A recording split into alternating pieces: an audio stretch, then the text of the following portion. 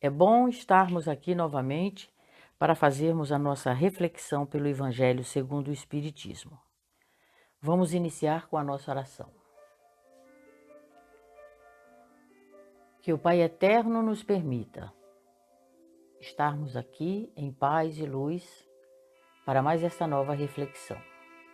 Que Jesus Cristo, nosso Mestre, modelo, guia e referência, nos acolha em sua imensidão de luz, permitindo-nos, mais uma vez, estarmos juntos, no privilégio de estar vivendo. Ao irmão Gabriel, que nos orienta, nos cuida, nos conduz com amor e harmonia em direção à seara de luz do grande Pai. Aos irmãos que aqui nos assistem, encarnados e desencarnados, a nossa gratidão por podermos estarmos juntos em mais desse aprendizado, vivendo. Que sejamos abençoados pela luz divina do amor, da justiça e da caridade, para que possamos ser flores no jardim divino. Que assim seja. Caríssimos irmãos, boa noite. Hoje trataremos a nossa reflexão no capítulo 16 do Evangelho segundo o Espiritismo. Não se pode servir a Deus e a Mamon. Trabalharemos hoje o item 8, desigualdade das riquezas. Por que não são igualmente ricos todos os homens? Não o são por uma razão muito simples.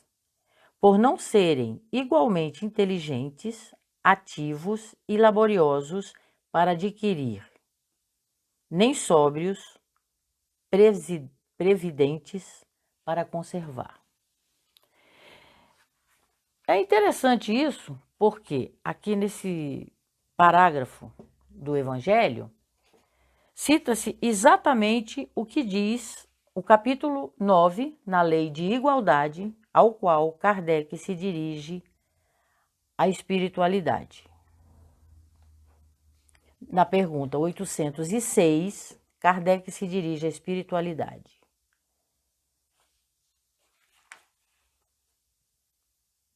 A desigualdade das condições sociais é uma lei da natureza?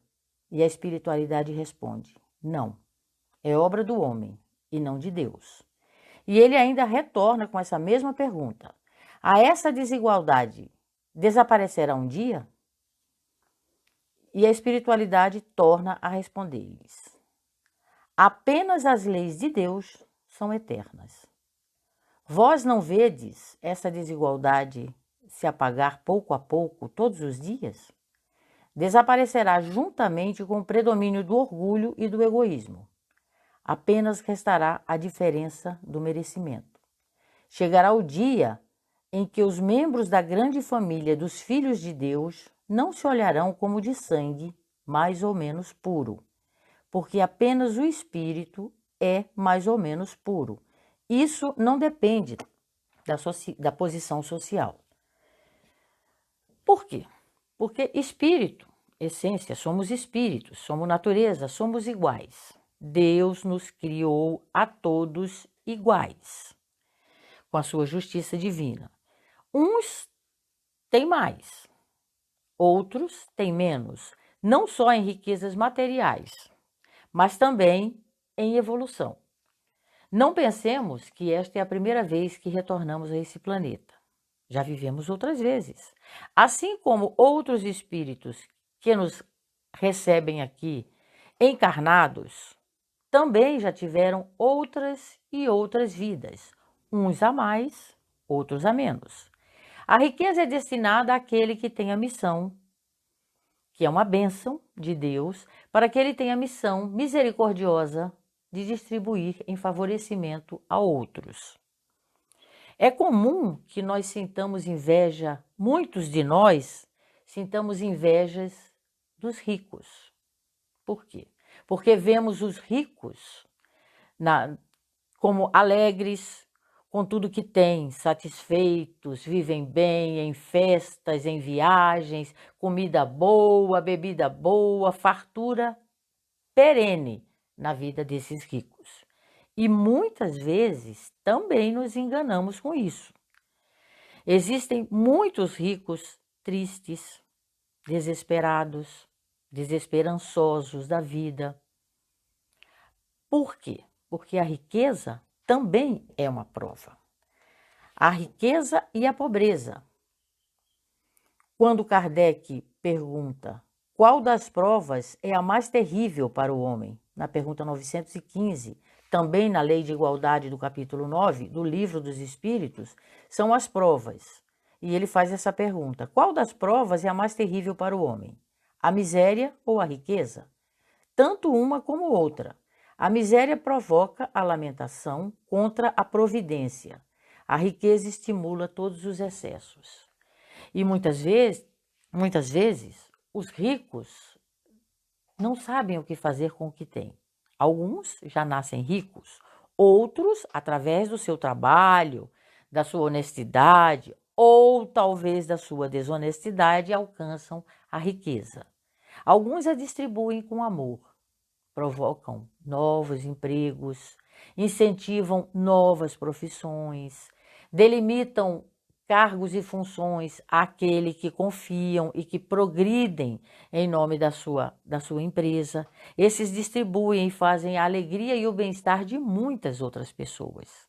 Outros se apossam daquilo que não são seus e têm a dor da consciência, a dor da culpa. Então, muitas vezes, nós não sabemos o que sentem os outros, mas imaginamos o que nós poderíamos sentir com aquilo. Muita gente, às vezes, diz que Deus me castiga, Deus não me dá o que meu vizinho tem, Deus não me dá aquele que eu invejo. Se você tiver que admirar alguém, admire aquele que vive satisfeito com o que tem. E se você tiver que imitar alguém, imite o sábio Francisco de Assis, que trocou a escravidão da riqueza pelo amor, pela liberdade do amor. Exemplo digno de ser que abdica de tudo para viver apenas do amor. Imite esse. É uma boa referência. É a melhor, né? Jesus, que dizia aos seus apóstolos que não tinha um travesseiro para encostar a cabeça. Fez da natureza a sua religião e dos seus apóstolos a sua igreja, que levavam as palavras do mestre. O mestre abdicou de absolutamente tudo, nasceu numa manjedoura, nasceu pobre, mas não miserável. Tinha a riqueza do saber, tinha o ouro do espírito, era luz, era amor. Levou a palavra a todos os que lhes procuravam. Foi amigo, foi irmão, foi pai, foi mestre. E nunca, absolutamente nunca, se desesperou diante de situações, porque tinha fé, conhecia o Pai, tinha certeza de onde vinha, sabia para onde voltaria. Quando nós invejamos os ricos, não sabemos os problemas que eles passam, os excessos que eles criam, a arrogância que traz a fortuna com eles, mas ao mesmo tempo a insegurança com que eles vivem. Casas belíssimas, muros altíssimos, uma fortuna na insegurança, pagando para ser servido, a desconfiança de que os interesseiros se aproximam. Por isso a nossa inveja é infundável. E os da pobreza, da miséria, que dizem que Deus os castiga? A espiritualidade nos ensina, nos orienta, e muitas vezes, principalmente através do nosso grande Chico Xavier, Divaldo Franco, dizem que isso é alternado. Você hoje, na miséria, pode ter sido um rico no passado. Você hoje, na riqueza, poderá ser um miserável no futuro. Deus coloca-nos às provas para que possamos evoluir. Porque Deus não cria nenhum ser para involução. Ele só cria para a evolução. E de uma maneira ou de outra, temos a evolução. Teremos que evoluir. Deus não tem tempo para isso, ele tem a eternidade. Ele nos dá condições de desenvolvermos todos os talentos que viemos. Alguns não percebemos, outros temos a clareza assim que nascemos. E vamos vivendo e vamos crescendo. O que é que a riqueza provoca? Os excessos, as extravagâncias. O rico, ele quer ganhar mais do que tem, gasta tanto quanto tem, mas quer sempre mais. E o pobre, às vezes, lamenta, traz lamentações, diz que é castigo de Deus. E um ou outro estão errados. O dinheiro tem que ser pensado com muita seriedade. O dinheiro você tem que ter muita cautela. Tem ainda um estranho poder, o de fazer que se gaste tanto quanto se ganha e que sempre se queira mais do que se tem. Né? O maior incêndio se principia com uma fagulha. E você pode viver muito bem, rico. Você pode causar muito bem-estar a várias pessoas, você sendo rico. Vai te dar um bem-estar imenso. Você está cumprindo uma lei divina. Ajuda-te e o céu te ajudará. Ajuda outros e o céu te ajudará mais ainda. Você se sentirá muito maior e muito melhor quando você causar o bem-estar a outros, porque vem a reação do bem-estar para você. E você vai cumprindo, de uma maneira ou de outra, a sua programação divina. Muitas vezes, a gente pede ao Pai o que não precisa. Tem que tomar cuidado com isso, porque Ele dá. E aí você não vai saber o que fazer com aquilo. É muito melhor você pedir o que você necessita, porque você já fez uma programação de vir para viver com o que você necessita, com o que você tem. E o dinheiro é um instrumento, ele não é um veículo. A gente não pode confundir dinheiro, instrumento, com veículo, o que te leva. Porque na vida a gente sempre parte de uma origem a um destino. O veículo te leva da origem ao destino, dependendo de onde é a partida. Um instrumento, que é o dinheiro, te dá condições de você realizar tarefas nesse deslocamento ou ao chegar ao destino. O corpo é um instrumento, porque com o corpo o teu espírito precisa para traçar as missões que ele veio. Você precisa cuidar do seu corpo para viver bem. O seu corpo é um instrumento. A sua posição social é um instrumento. O dinheiro também é um instrumento. Você pode realizar tarefas. Você pode, com o dinheiro, cuidar do seu corpo, para que ele permaneça digno e satisfatoriamente para a produção de ações, para você viver bem, para você amar, para você se locomover. É um instrumento. Então, nós não podemos, de maneira nenhuma, confundir dinheiro com veículo, dinheiro com tarefa. Dinheiro leva a fazer tarefas, a desenvolver missões. Isso é muito importante. Está aí a seriedade com que se trata o dinheiro. Temos que ter muito cuidado com os nossos pedidos. Temos que saber viver na parcimonidade do que temos, com amor, com cautela, desenvolvendo nossos talentos, produzindo, quando ricos, que outras pessoas também enriqueçam. Não, o dinheiro não será só nosso. Já pensou? Se todos nós fôssemos ricos, ninguém precisasse de ninguém, ninguém precisasse de trabalho, tivesse tudo, a monotonia da vida, não precisaria, não conseguiríamos viver. Percebe? Que não teria trabalho, ninguém trabalharia. Todos iriam fazer o quê? Não teríamos absolutamente nada, nem lugar nenhum que fosse aprazível. Assim como se todos fôssemos pobres. As lamentações que seriam, cada um precisando do outro e ninguém tendo nada para dar materialmente. Por isso Deus mistura as riquezas com as pobrezas, com a miséria, para que nós possamos crescer, desenvolver uns com os outros, ajudarmos quem precisa, porque não é só o pobre que precisa. Existe uma classe rica que precisa muito, mas muito mais que pobres. São aqueles ricos que costumam dizer a pobreza de espírito. Nenhum espírito é pobre. O espírito é a essência, é a vida, é a luz. É o que se multiplica pelo amor. Fomos criados pelo amor. Embora precisemos muito aprender pela dor. Hoje vemos a pandemia, que acredito já estarmos quase que saindo dela, depende do nosso aprendizado ainda, que o dinheiro não compra tudo. Feliz aquele que tem saúde, que tem paz de espírito.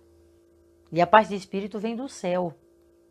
É um estado da alma, independente de riqueza ou pobreza. Rico é aquele que sabe viver bem com o que tem, com o que veio necessário para o desenvolvimento da sua missão. Esse é o feliz, é o sábio. E Jesus já dizia que a felicidade ainda não nos é permitida na sua totalidade. Porque ele, Jesus, sim, vinha de um mundo feliz, tanto que ele também dizia que o meu mundo não é daqui. Ele veio para nos ensinar o amor. Esse mesmo que o sábio Francisco, o feliz Francisco, viveu. Não se escravizou pela riqueza, optou pela liberdade do amor. E foi feliz, evoluiu. Temos prova disso? Claro que temos. Então, caríssimos, nós temos que repensar bem no que queremos, da onde saímos e para onde vamos. Qual é nosso ponto de origem e qual é nosso ponto de chegada. Qual veículo nos levará? Porque o veículo é o que nos transporta. E não confundamos instrumentos com veículos. Separemos instrumento, dinheiro, de tarefas. Porque o dinheiro nos dá as condições, como eu já disse, repetindo, a exercer tarefas que nós escolheremos. Podendo ser ricos ou pobres, temos tarefas a cumprir. Temos crescimento para viver. Temos evolução para crescermos. E se somos bons alunos, pratiquemos. Sejamos o que Deus espera de nós, porque Ele nunca desiste de nós. Ele pode até entender que nós desistimos dele, muitas vezes, mas Ele tem a certeza de que voltaremos a Ele. Ele nos confiou a Jesus, que disse: nenhuma ovelha de teu rebanho se perderá. Alguém duvida de Jesus? Quando falamos o nome dele, dentro de nós, não sentimos uma sintonia diferente? Percebemos isso? Que ele veio e ficou, está conosco e sempre estará. Temos talentos para desenvolver a riqueza, temos talentos para desenvolver na pobreza. Pela natureza de onde viemos, pelo DNA que temos. Somos natureza, somos luz, somos o sal da terra, somos a luz do universo. E Jesus bem claramente nos diz que brilhe a vossa luz. Ele acredita na gente. Ele acredita no que podemos. Nós pedimos para virmos aonde estamos. Fizemos essa programação. E aqui queremos muitas vezes mudar de rumo.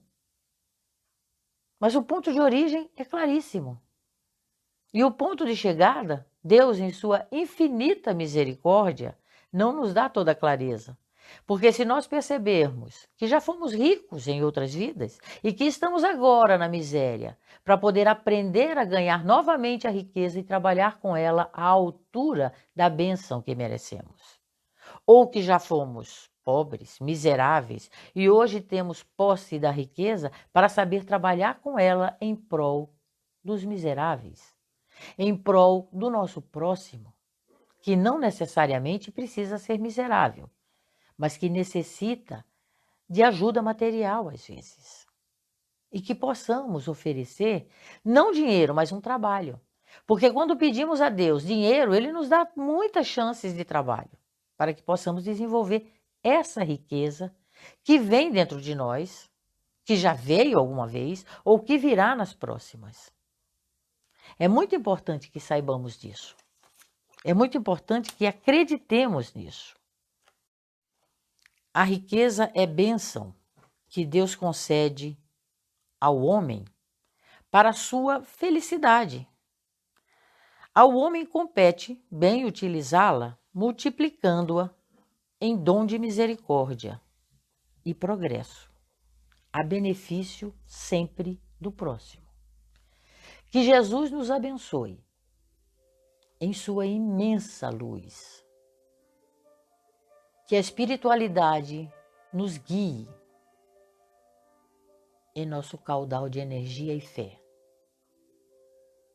para que possamos exercer a vontade divina pelo amor, através da caridade. Abençoados sejamos a todos nós nessa humanidade, pelas proezas que estamos passando, pelos medos que sentimos. Que sejamos gratos pelo acolhimento que a espiritualidade de luz nos tem dado nesses momentos de tantas incertezas.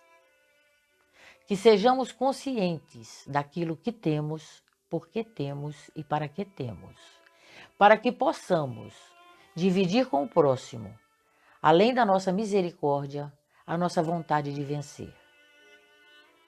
Que Deus nos ampare, que Jesus nos guarde, que o irmão Gabriel nos acolha em equilíbrio, para que possamos ter a responsabilidade pelo estudo e seguirmos com disciplina, sob vossa luz, irmão Gabriel, a seara do Pai, que nos receberá de braços sempre abertos, para novas, saudáveis, inteligentes e amorosas missões. Jesus seja conosco, hoje e sempre. Que assim seja. Graças a Deus.